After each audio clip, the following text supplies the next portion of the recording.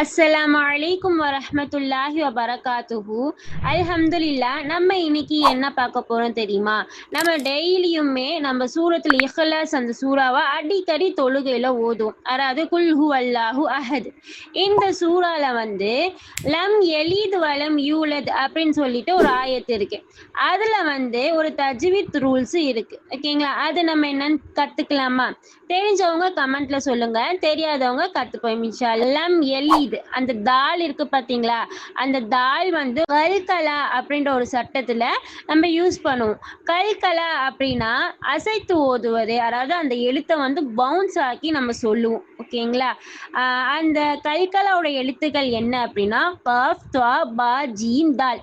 இந்த 5 எழுத்துக்கும் மேல சுக்கூன் பெற்று வருது அப்படின்னா நம்ம அந்த இடத்துல அந்த எழுத்தை பவுன்ஸ் ஆக்கி ஓதுவோம்.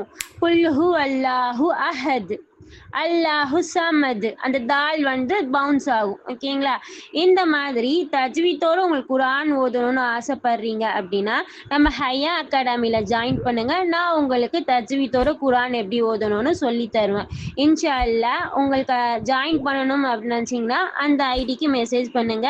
அஸ்ஸலாமு அலைக்கும் வரஹ்மத்துல்லாஹி வபரகாத்துஹு.